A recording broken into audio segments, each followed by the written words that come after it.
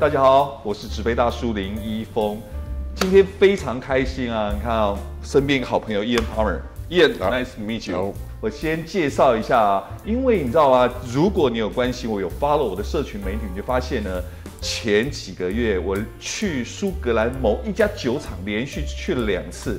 一次是受邀过去的，他们邀请了全世界所有的威士忌专家，我是台湾代表，我们特别飞到那儿去，然后花了1个礼拜的时间研究他们新上市发表的一些新产品，就是今天我们要谈的这支 RyeLaw， 用裸麦所做出来的特别的威士忌，而它来自于一家新酒厂，叫做 InchDairnie。后来呢，我自己再飞了一趟，然后再特别去那家酒厂，我在连续短短1个月之内，我去了2趟。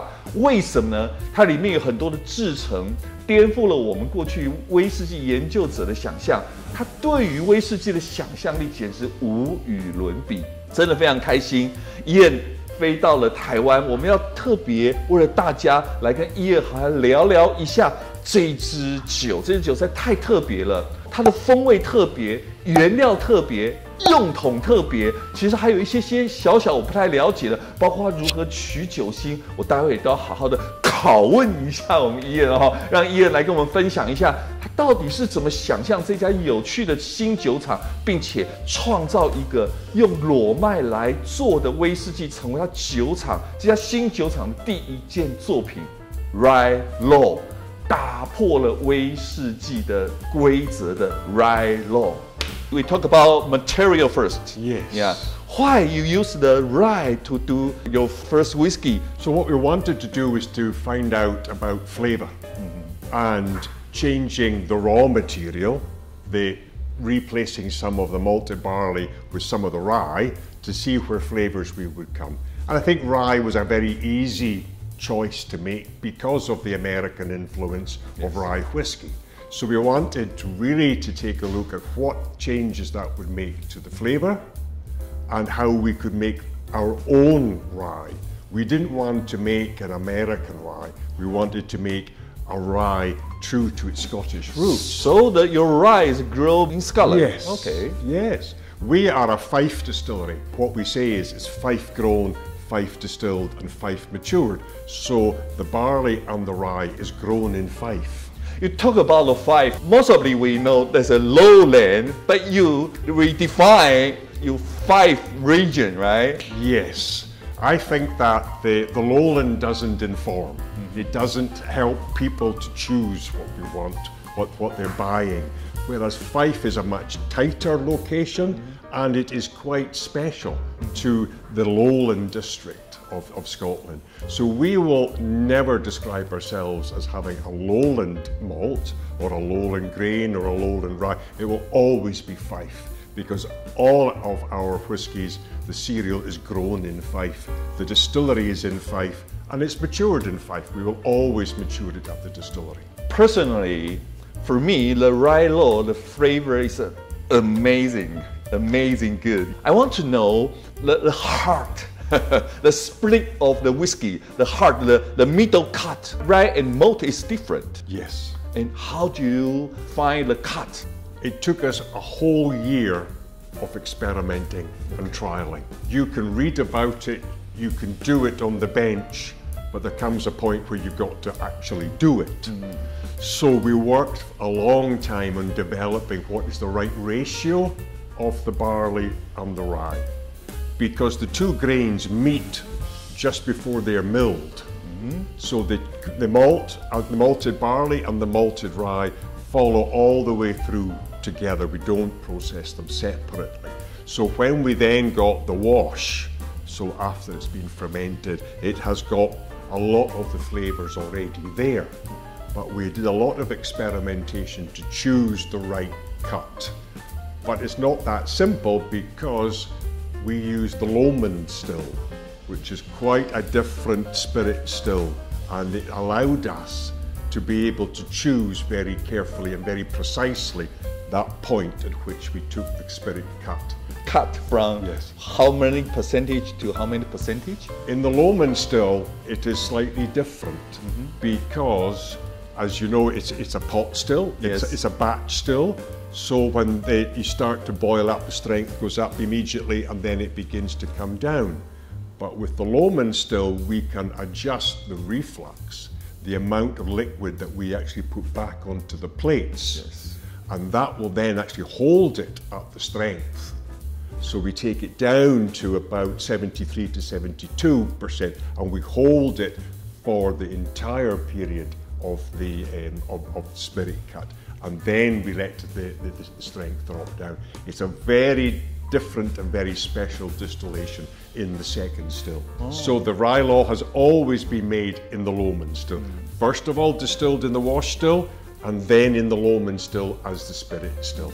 And a lot of our design that went into the Lohmann still was really taking a look at what the grain column still and what the pot still could do, and to kind of combine both, the best of both worlds, I think, and trying to do that. We talk about the cask. From my understanding, your cask used the virgin oak. Yes. That's a big challenge because mostly we know the Scotch whiskey, they use the reused cask. Yes. American bourbon, they use the new virgin oak. But there's a different, like your RyeLaw. Yes. Why you choose the virgin oak to make your RyeLaw?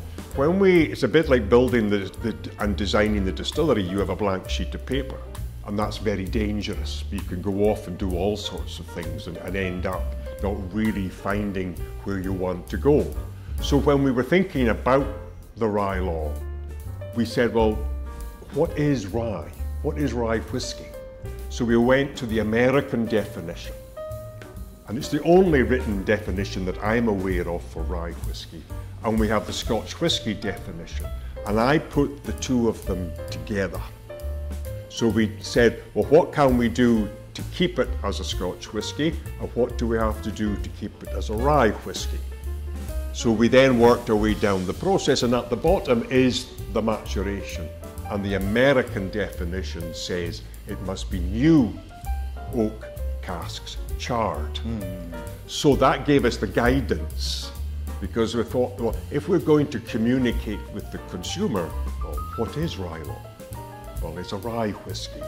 Or rye whiskey is always matured in new oak casks. Well, that's what we did. So that was our guidance into there. But then it opened up something completely new to us, because there is charred number one, there's char number two, there's char number three. So which char? So we took the middle road to know that we could go to the left or to the right. But we wanted to go for American oak cask to begin with. But we're already beginning to explore the potential for other oaks, like European oak and Hungarian oak, French oak, to see how different flavors. Because the big risk with RyeLaw is if you leave it to mature for too long, it's just wood. And I didn't want that. I wanted a balance of flavors, of which the wood was one element of that. Very full body. For me, that's the best balance. Not just like American whiskey, so many oaky, but it's a more full body than Scotch whiskey.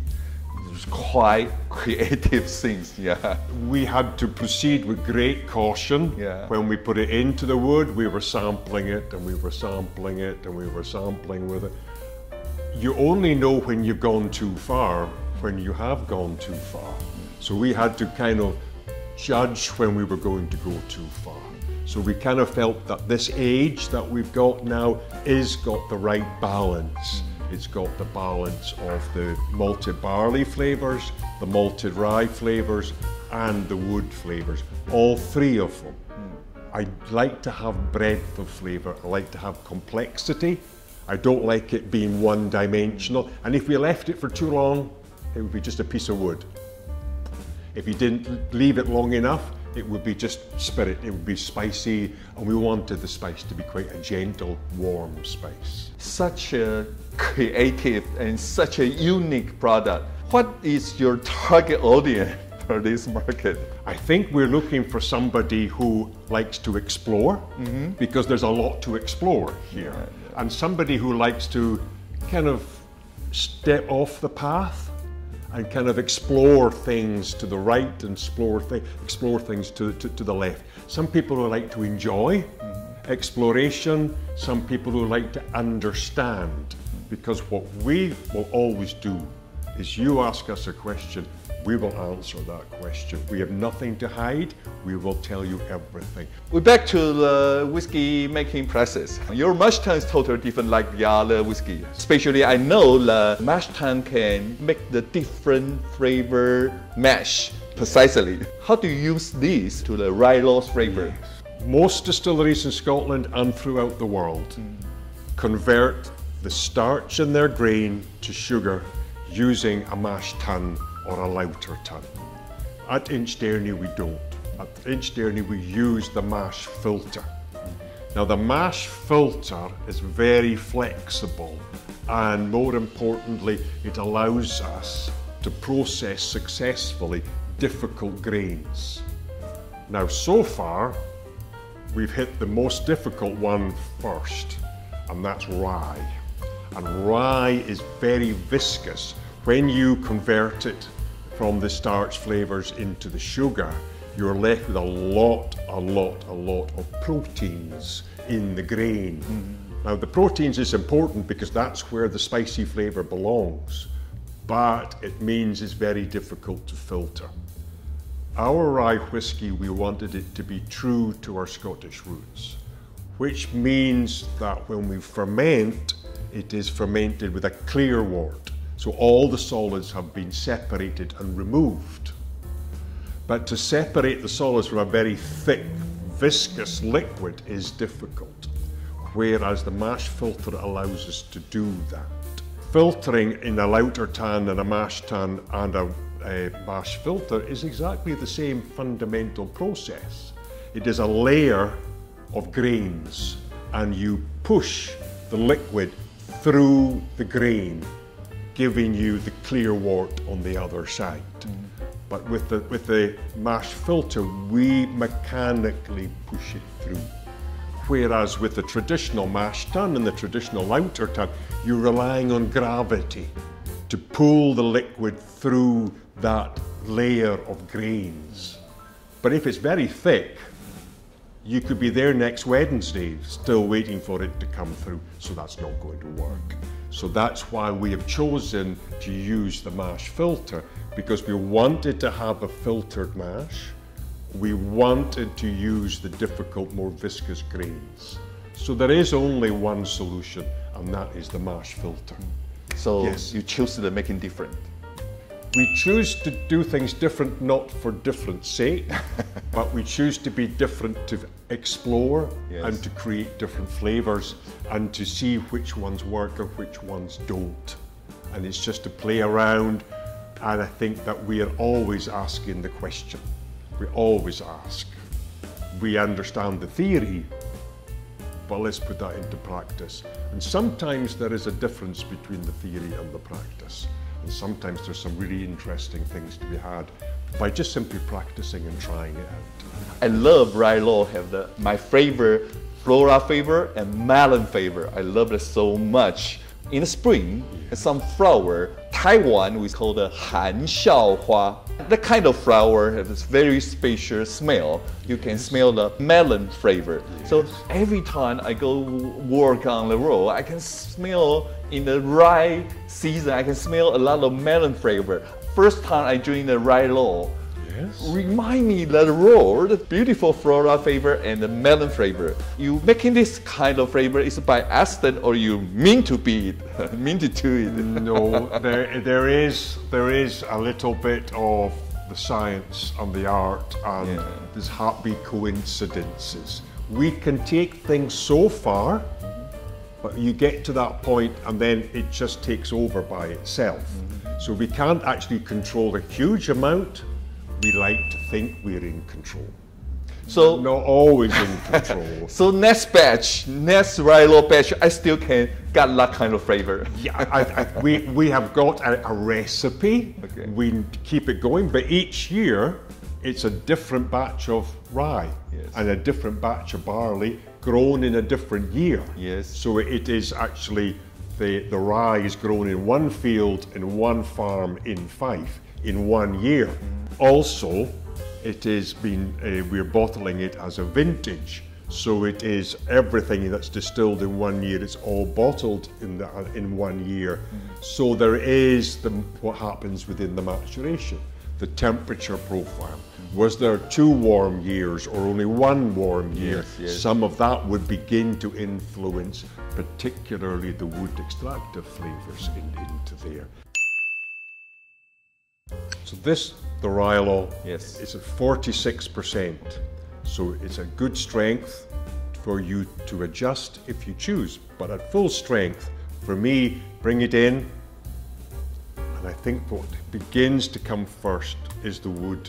A lot of spice flavor. Yes, the spice I think is a little bit to the back, but led by the vanilla. And this was where our concerns were about the product. Choosing that right moment where potentially the vanilla would begin to take over. And we just caught it at the right point where there is the wood. Yes. You've got the spice. Yes. But then you've got all those fruits that come from the malted barley. Because there really are 3 parts to this. There's the malted barley flavors, there's the rye flavors, and there is the wood. And the 3 begin to come together when we begin to nose the whiskey. For me, a lot of vanilla flavor and very mature banana flavor and combined together. That's why I say kind of floral flavor come out, and in Taiwan, our melon is very sweet. Sweet melon flavor in there. Just like I say, 含笑花 is beautiful. It is sweet. We get a lot of sweetness from the malted barley flavors, but we also get it from the wood and the fact the wood is charred. We get a lot of the wood sugars have been charred into caramel. And for me, I begin to get a lot of sweet caramel. Being Scottish, we love sugar because we have so much in common. They both start with S and we both love each other and we like the sweetness. And I think that what we've got in here is a lot of sweet caramel. So it's a complex. Complexity. Yes. Complexity is important. I don't like this very one-dimensional whiskies. I like to have breadth of flavour into this, and this was important to us we wanted to have a lot of the malted barley, because people say, but it's rye whiskey, there must be almost all rye. No, it doesn't have to be. And I think that by having a high amount of malted barley in there adds complexity. It brings in the sweetness, it brings in the flowers, and what you're beginning to get is into the fruits. And a lot of that is driven by the malted barley. So we can drink? I think we should drink it. Cheers. Cheers.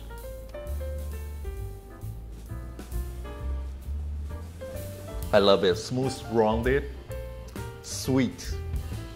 Wow, the aftertaste is long and long. And there's a little stinger, the spice flavor here. We like is that it's a warm spice. Yeah, it's not a sharp spice, but it's a warm spice. And it's very warming to the mouth coating, and gives length into that.